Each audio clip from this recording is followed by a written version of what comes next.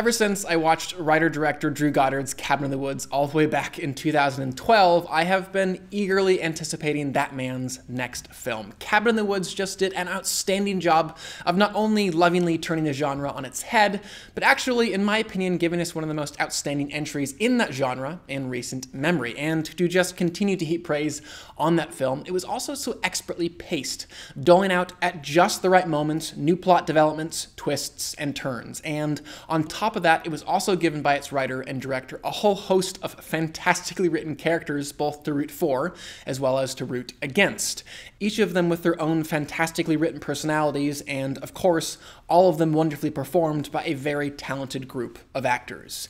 So if you've not seen that film, I would personally highly recommend that you check it out, even if you're not a super fan of the horror film genre. And I take all this time now to praise Cabin in the Woods, because ever since the first trailer for Drew Goddard's second film came out, Bad Times at the Royale, I have been highly anticipating this film as well, and definitely hoping for a similarly stellar film-going experience. And so I'll kick things off by talking about a number of the elements found in Mr. Goddard's second film that were indeed wonderful reprises of what was found in his directorial debut. First off, this film, just like its predecessor, really handled a number of its excellent mysteries quite well.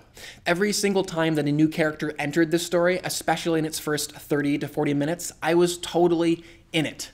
Every look that they gave, either to each other or to themselves in some sort of reflective surface, were so pregnant with possibility, getting me to ask, do these people know one another? Have they met previously? Are they now trying to hide something from those around them? And if so, why?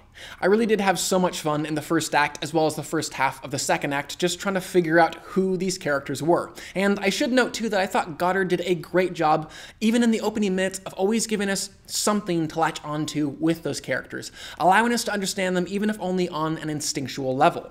He very smartly wanted to ensure that we weren't ever completely clueless or unable to in some way understand or identify with his characters. Something else that I particularly enjoyed about Bad Times, again, especially in its first 1.5 acts, was its very unique structure. Goddard opted to initially divide this film into these literal chapters with title cards and everything, having each one of them take us into one of the characters' pasts and allow them to inform us as to why they were making the decisions they were making in the present. And in the first half, through that particular structure, this film had an excellent narrative ebb and flow. So for example, the pace would start to pick up at the Royale, where mysteries abounded, and then it would jump to the past and we'd get to learn a bit more why things were occurring the way they were in the present, and do so in an intentionally slower, more deliberate manner. And speaking of learning the why, the way that Goddard actually revealed information in this film and exposited ideas was, by and large, quite well handled, which is impressive just because exposition can be quite challenging to pull off, and challenging to pull off well. In this instance, part of its success came from Goddard's ability to write really fun, very character-specific dialogue. It just made the delivering of information feel that much less like narrative exposition, and that much more like character-building moments. Also, Goddard just cast a really outstanding ensemble in this film. Across the board, I really loved what each of them brought to their parts. In actuality, the only part that I just wanted a little bit more from was Chris Hemsworth's character. But even there, he too brought the right, well, I suppose I shouldn't spoil anything because he is a very unique kind of character, so I'll just say he brought the right kind of personality for the character that he was playing. Ultimately, though, this film wasn't perfect for me. Even while I did mention that earlier in the film there was a nice ebb and flow in the pacing, things did unfortunately kind of grind to a halt around the halfway point, as the segmented structure that had been working so well in the first half was dropped for a much slower burn kind of storytelling. And by the time that we got to the final act, the entire film had kind of just been boiled down to this one extended dialogue scene. And while some of the more drawn-out conversations earlier in the film had some interesting dynamics and dimensionality in them, the last 45 minutes of the film just didn't sizzle in the same sort of way.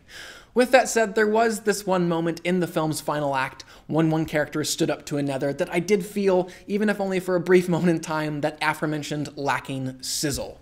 In that particular moment, I saw the kind of riveting standoff that I think Goddard was aiming for the entire final act. I thought too that Goddard's direction of the camera was a bit of a mixed bag. There were some scenes, like the opening scene, that Goddard just nailed in the execution, boldly choosing to shoot them in these gorgeous wide angles that just allowed us, the audience, to slowly take in the spaces, as well as get the oh so important feeling that any or all of the characters may be under some sort of surveillance at any point in time. There were other instances, however, where the visual storytelling became quite pedestrian, just a number of well-lit close-ups of actors having long-winded conversations. In the end, Bad Times at the El Royale didn't quite live up to the masterfulness of Cabin in the Woods, but still, I found myself enjoying a lot of Goddard's voice and style. Because with this film, he was trying to do more than just entertain us. He was trying to say something, and I think say something important with this film. He was using each one of the characters, the non-linear, mystery-stuffed plot, the unique setting, really everything to explore ideas that he clearly cared about.